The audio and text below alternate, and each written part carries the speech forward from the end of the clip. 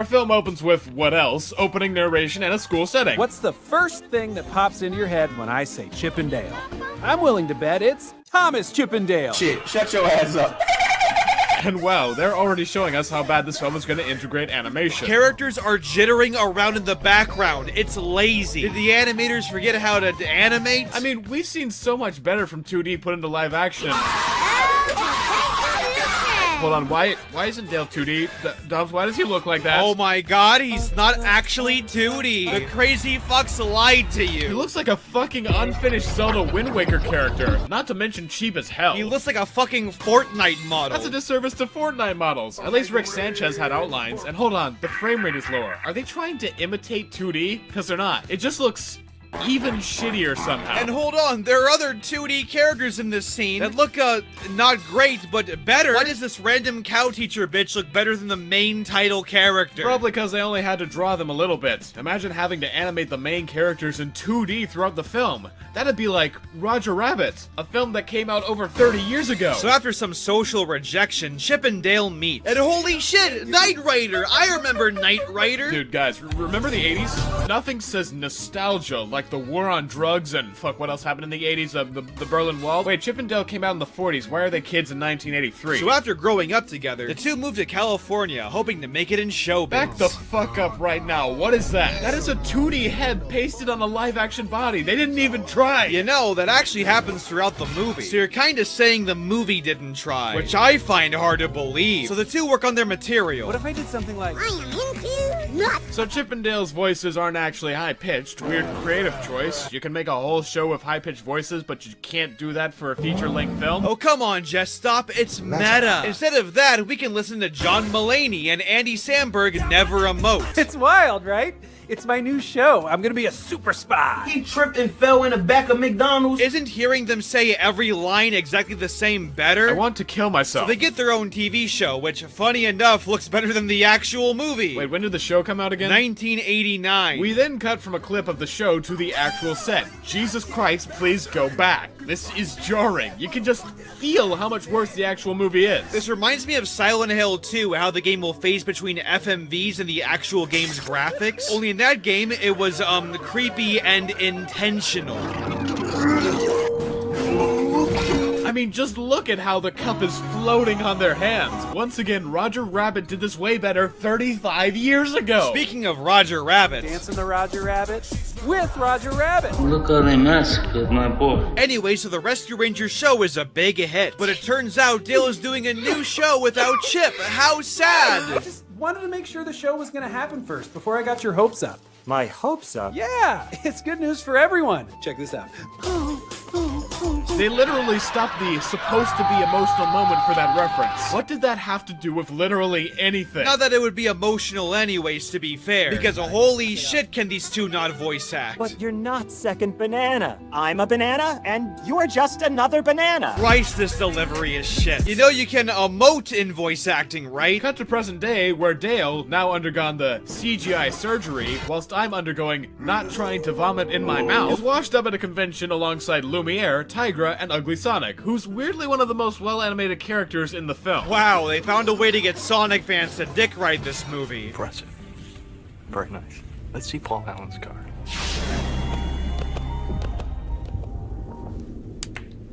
Something wrong, Patrick? Oh, they're laughing at me. I know that. You can't hurt my feelings if I'm in on the joke. This literally describes the whole movie. So we get some more incredibly on-the-nose meta commentary. Your CG surgery was done very tastefully. Shut your ass up. Dale then thinks about what Chip is doing, and as it turns out, he's an insurance around a bunch of unrendered models. Life is the worst. Which is why you need good insurance. He arrives home listening to metal music, the only funny joke in the movie, and they don't really even highlight it, before catching Alvin and the Chipmunks on the TV.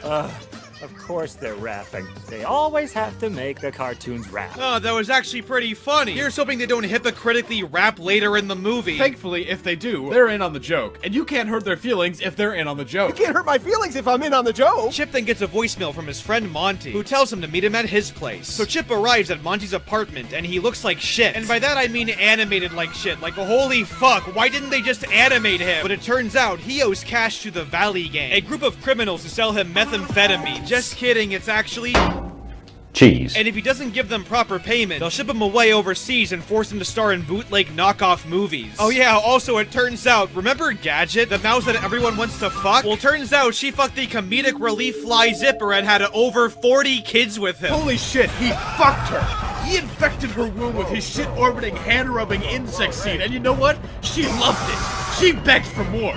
He literally made her a breeding factory! This is the face of the man who won it all!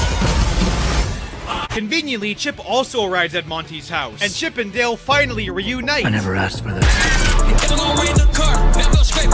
Which I would maybe care about if their original personalities weren't completely gutted out. But Dale leaves because of meta commentary bullshit, I guess. Oh, he's full of it, Monty. No one's talking about a Rescue Rangers reboot except for him. Some people keep trying to get me to do meta comedy, so there you go. However, while they're gone, it turns out Monty was kidnapped. This is where we meet the main detective, J.K. Simmons. I'm not sure if he's ever given a name, but he's basically J.K. Simmons. In all fairness, though, the stop motion looks good. Nope, CG. God damn it. We're also introduced to this character. She has the personality of cardboard and acting to match, so I forgot her name, but she's a cop who conveniently loves Chip and Dale and convinced them to look for Monty themselves. This results in them digging up the cheese from earlier and traveling down to Main Street to find his dealer, who's a puppet. That's kinda cool. Nope, that's a CG. My life is a fucking lie! And I mean, it's impressive for CG, but it's still really uncanny looking. Why didn't they just use an actual puppet? It could have looked way better, not to mention cheaper, so there was literally no reason to do this. Oh, by the way, Main Street itself is just a bunch of cameos. Remember Phineas and Ferb? Oh my god, I remember Phineas and Ferb. So the puppet guy suspects them and takes them to the leader of the Valley Gang. But first, meta comedy. Hey, hold on a second. Chemistry like this doesn't just happen. This has got reboot written all over it. Maybe if I shoot myself, I can be rebooted into a reality where this doesn't exist. No, just stop. Don't shoot yourself. Because if you do, you'll miss the funny Robert Zemeckis motion capture joke. Even though he directed Roger Rabbit. Hey, look, it's Cats. That movie was so bad. Thank God Chip and Dale doesn't have this shitty Fortnite model in the whole movie. That'd be really hypocritical to criticize bad animation while also having a bad animation. I think we're in the valley. The Uncanny Valley. Oh, so that's why they're called the Valley Gang, as in the Uncanny Valley. I feel way more empty inside. We then meet this Viking dude. He's played by Seth Rogen. His joke is that he's Seth Rogen. This is where we meet the Valley Gang leader, Peter Pan. Hell no. Back on a lighter note, Pete tries to force him into his bootleg film business, to which Chip and Dale comedically escape to the toilet. But, oh no! Oh no! Is Chip dead? I totally think he's dead! Nope, it's just a fake out. Dale! Thankfully, there's a meta joke about it, so... Actually, they don't make a joke about it at all. We're supposed to take this seriously. But wait a minute, I thought this was a smart and clever metafictional movie. They wouldn't put in a cliche death fake out and think that we'll take it on principle just because the rest of the movie is self-aware. You can't hurt my feelings if I'm in on the joke. Are you, though? So the two continue their investigation with the blind lady cop, leading her to walking into their garage and seeing a bunch of Chip and Dale stuff. This is the limited edition Rescue Rangers Pog set. What? Poggers! It actually shows Rescue Rangers ratings in every US market in 1991, which, as you may recall, was our most successful year. But the show ended in November of 1990. So the two decide to dress up as rats, just like in that one episode of Rescue Rangers that I've never actually seen. So we cut to the enemy's bathhouse. Jesus, the animation to live-action integration still looks like shit. Look at this guy. There's no weight to him whatsoever, and he morphs in size as the shot goes on. So they sneak in, and along the way, we get a hysterical Randy Marsh cameo. Of course, he doesn't do anything, but I know who he is, so it's funny. I'd like to solve the puzzle. But that's not really what we should be focusing on. Remember when they said it was stupid for characters like them to rap? Yeah, I do. Why? Guess what happens? Oh no, they start rapping, don't they? They start rapping! Oh, but don't worry, it's okay because they made a funny joke about how... You can't just say that something is dumb and stupid and then go on to do that very exact thing immediately afterward. That just makes the entire movie look hypocritical and as if it's compensating for having the death of a cheap kid's backyard pool. Ratio, youtube.com/JustStop, they're in on the joke. You can't hurt my feelings if I'm in on the joke. So thanks to their rapping skills, they're able to escape and get the plot crucial information to push the movie forward. Going to a dock where J.K. Simmons and crew investigate the evil Walter White meth lab. Unfortunately, they accidentally turn on the bootlegging machine due to a distinct lack of conflict, and Chip and Dale literally have to jump into it for the setup to work. Only the best writing, I assure you. Why couldn't they just run under it? This is the most contrived bullshit I've ever seen. But Dumbsville, conflict, We do not. and more references, including this hilarious Rick and Morty one.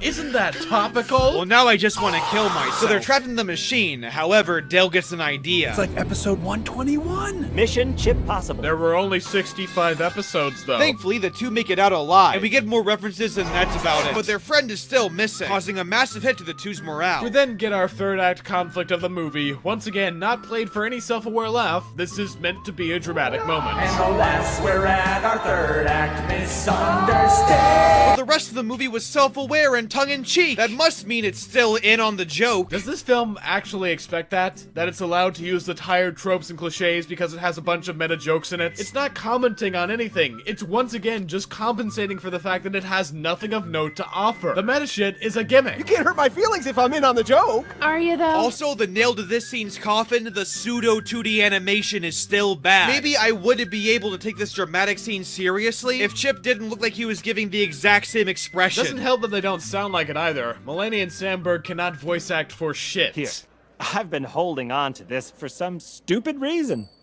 Now your collection is complete. You can't just kill someone because of the way they looked at you. But then the two suspect that J.K. Simmons is the bad guy the whole time. But they decide he's too obvious. I knew Putty was dirty. Oh, you're just saying that because it's always the police captain in our episodes. Putty's too obvious. So they ignore their suspicions. Man, that's totally not gonna come back. However, if it does, they made a joke about it. Which means that it's okay to be fucking dog shit, I guess. You can't hurt my feelings if I... To attempt to get help from Ugly Sonic back at the convention center, but uh-oh, the bad guys chase them down. This leads to a bunch of references, including He-Man, Indiana Jones, and My Little Pony, further proving that this movie's comedy is stuck in 2012. Peter, is that really you? You got old. Wait, so Peter gets old because he's not actually forever young and just an actor, but the actor for The Lost Boy is actually a lost boy. Dale manages to escape, but Chip is kidnapped, and the cop lady gets a lead. Big old character! So the cop makes it to the Walter White bootleg lab where Chip is and tries saving him, but what's this? J.K. Simmons was in on it the whole time! What? But thankfully, not only did they make one self-aware joke earlier about it, but they make it two more in this fucking scene. One to exclaim how cliche it is that a cop is betraying everyone, and the other one for how he's in it for the money. Man, golly, I was gonna criticize this scene, but because they made 3 whole observational jokes on it, that shows me they are indeed in on the joke, and I can't criticize it. You can't hurt my... So TLDR, Dale gets a secret message from cop lady, and he goes on his way to save the day, but uh-oh, his car breaks down. This leads them to meeting up with Jesus Christ. Gadget is uncanny. You know, it just hit me. These models look like fucking deepfakes. Do people still want to fuck this character now? Better question, why does Zipper have a voice? Like, how come... Excuse me. Dale, old chum. Oh, so that's why Gadget chose him. Black dick all in your spouse again. So TLDR, Dale flies in at the nick of time, and he breaks the machine and gives an emotional speech or something. But then Pete morphs into this giant cyberpunk dystopia of a creature. So Chip and Dale escape onto the bootleg movie set. Wait, wasn't it overseas? I guess they were making the bootleg movies here the whole time. Well, that's convenient. They retconned their own plot. Wait, that was a Simpsons bootleg reference. Does that mean the Lonely Island watches LS Mark the Gaming Whiz? Pooge the fat honey bear. Funny story, now that poo is public domain, they wouldn't have to do this. Wow, that Jurassic Park reference was so necessary. Why is it that people are okay with these references, but when Seltzerberg did that same thing in the early 2010s, it was the worst thing known to man? Jack Swallows?